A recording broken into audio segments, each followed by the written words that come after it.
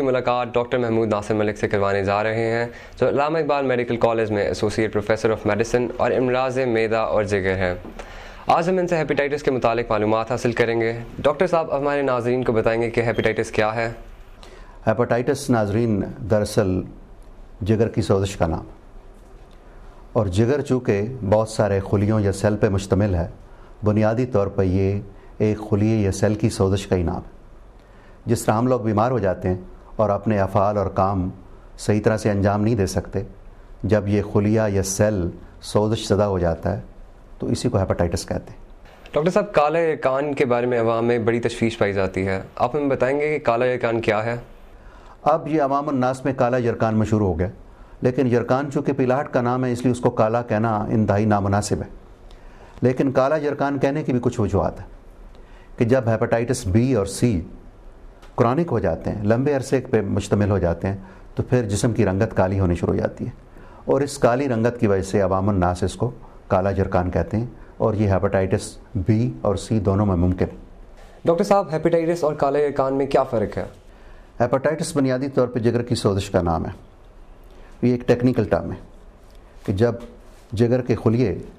بیمار ہو جاتے ہیں، سوزش میں مبتلا ہو جاتے ہیں، ان کا سائز بڑھ جاتا ہے، ان کے افعال متاثر ہوتے ہیں، اس کو ہم ہیپاٹائٹس کہتے ہیں۔ اور یہ لیبارٹری سے ناپا جا سکتا ہے، لیبارٹری ٹیسٹوں سے یہ پتہ چل سکتا ہے کہ جگر کے خلیے سوزش میں ہیں کہ نہیں ہیں۔ یرقان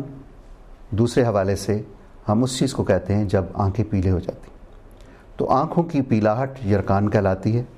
اور یہ پیلی تب ہوتی ہے جب خون میں بالروبن کی مقدار یا صفرا کی مقدار جو جگر بناتا ہے 2 ملی گرام سے تجاوز کر جاتی ہے۔ اس صورت میں یہ آنکھوں میں دن کی روشنی میں نظر آنا شروع ہو جاتا ہے، اور جیسے جیسے یہ بڑھتا ہے آنکھوں کی پیلاہٹ بھی بڑھتی چلی جاتی ہے، جلد بھی پیلی ہو جاتی ہے، پیشاب کی رنگت بھی پیلی ہو جاتی ہے، اور یہ سارا عمل یرقان کہلاتا ہے۔ اور عام طور پہ یہ ایکیوٹ ہیپاٹائٹس میں ہوتا ہے، جب وائرس جگر پہ حملہ آور ہو جاتا ہے اور چند دنوں کے اندر اس کے اندر بے پناہ سوزش پیدا کرتا ہے، اس کی صورت میں یہ یرقان پیدا ہوتا ہے، اور اس کو ہم ایکیوٹ ہیپاٹائٹس کہتے ہیں۔ لیکن یرقان صرف ہیپاٹائٹس سے نہیں اور کچھ چیزوں سے بھی ہو سکتا ہے، مثلاً پتے کی پتھری، جیسے وہ پتھری نالی کے اندر پھنس جاتی ہے اس وقت بھی خون میں صفرا کی بالروبن کی مقدار بڑھ جاتی ہے اور اس سے بھی یرقان ہو جاتا ہے، اس کو ہم سرجیکل یرقان کہتے ہیں۔ اور بہت کم کیسز میں جب خون میں سرخ ذرات جو ہیں وہ ٹوٹ پھوٹ کے عمل کا شکار ہوتے ہیں تو اس صورت میں بھی بالروبن بڑھ جاتی ہے، لیکن عام طور پہ یہ پھر 6 ملی گرام سے نہیں بڑھتی اور ہلکا سا یرقان ہوتا ہے۔ تو اس کو ہم پری ہیپیٹک، ہیپیٹک اور پوسٹ ہیپیٹک ٹیکنیکل ٹرمز میں ایسا یرقان کہتے ہیں۔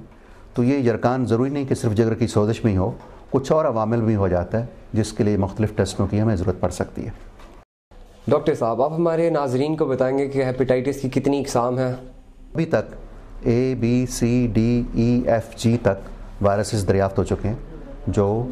ڈائریکٹ لیور کے اوپر اثر کرتے ہیں اور اس پہ اندر سوزش پیدا کرتے ہیں۔ تو یہ فرق ضرور ہے کہ ان کے جو پھیلاؤ کے عمل ہیں وہ مختلف ہیں۔ A اور E کے لیے ہمیں اور چیزوں کو ٹارگٹ کرنا پڑے گا بچاؤ کے لیے،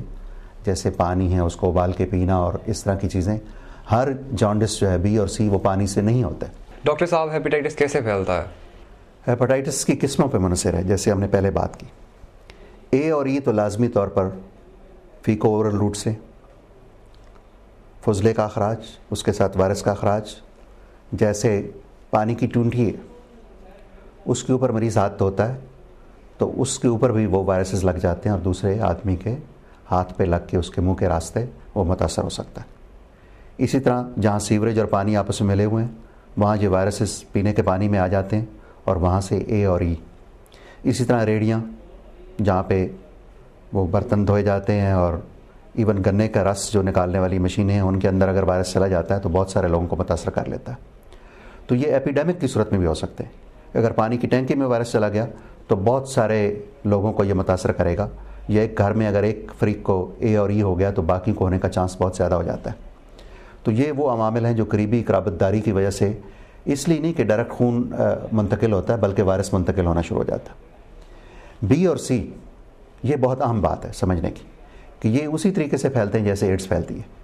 اور آج کل جیسے حکومتی مشینری بھی کافی لگی ہے سمجھانے پہ ہمیں کہ ایڈس کیسے ہوتی ہے۔ تو ایک تو انتقال خون ہے کہ خون لازمی طور پر چیک ہونا چاہیے کہ اس میں B، C اور ایڈس کے جراثیم تو نہیں ہیں۔ تو انتقال خون سب سے بڑی وجہ ہے، اور خصوصاً ان لوگوں میں جن کے اندر خون یا خون کے اجزاء داخل کیے جاتے ہیں، مثلاً تھیلاسیمیا کے لوگ، خون کی کمی کے لوگ، اور وہ لوگ جن کو بار بار خون کی ضرورت پڑتی ہے جیسے ڈائلسس کے پیشنٹ ہیں، ان کے اندر ان کے جانے کا امکان بہت زیادہ ہوتا ہے۔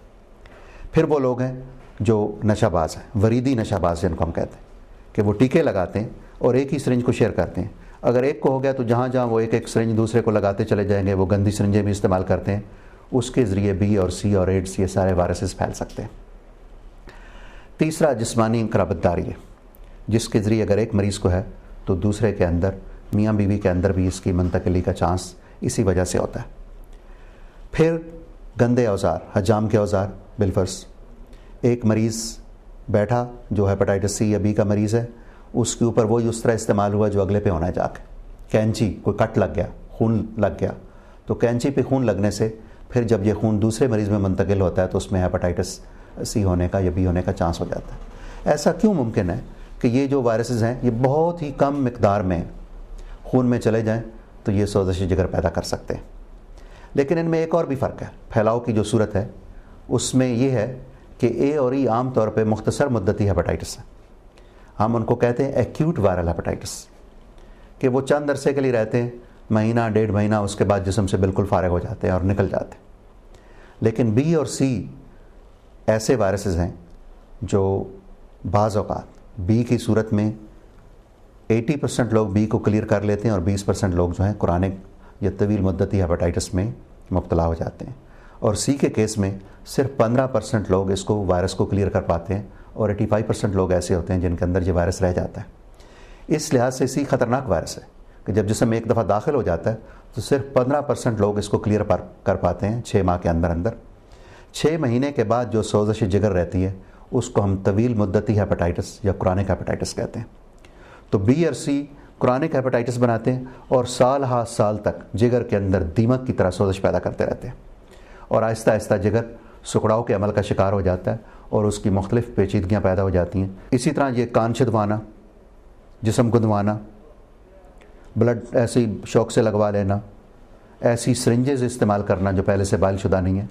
تو ابھی بہت سارے مریض ہمارے پاس وہ آ رہے ہیں جن کو 15-20 سال پہلے جب سرنجیں صرف بائل کی جاتی تھی، پتہ نہیں بائل بھی کی جاتی تھی کہ نہیں، ایک ہی نیڈل سے لوگوں کو ٹیکے لگتے جاتے تھے، تو وہ بہت بڑی وجہ تھی۔ اور اب بھی اس بات پہ ہمیں اصرار کرنا چاہیے کہ نیڈل جو وہ ڈسپوزیبل ہو، اور جس کو ہیپاٹائٹس بی یا سی ہے وہ اپنے سامنے نیڈل کو ضائع کروائے، ورنہ وہ نیڈل بہت سارے لوگوں تک جا کے اس میں یہ ہیپاٹائٹس اور ایسا پھیلاؤ کر سکتی ہے۔ تو یہ بہت ضروری عوامل ہیں۔ اسی طرح عام طور پہ نیل کٹر، کینچی، ٹوتھ برش، ان چیزوں پہ خیال بہت کم جاتا ہے، لیکن جیسے کوئی خاتون سبزی کاٹ رہی اور کہتی ہے ذرا فون آ گیا میرا، یہ سبزی تو کاٹ دیں، تو اگر اس کی چھری کے اوپر، چاقو کے اوپر خون لگا ہوا ہے تو وہ دوسرے شخص میں جو اس کی جگہ پہ سبزی کاٹنے بیٹھا ہے، بہت معمولی خون چاہیے، وہ منتقل ہو سکتا ہے۔ تو بعض اوقات مریض حیران ہوتے ہیں کہ ہم نے تو ایسا کوئی کام نہیں کیا، ہمارے اندر یہ وائرس کیسے آ گیا؟ تو بہت ہی معمولی عوامل کے اوپر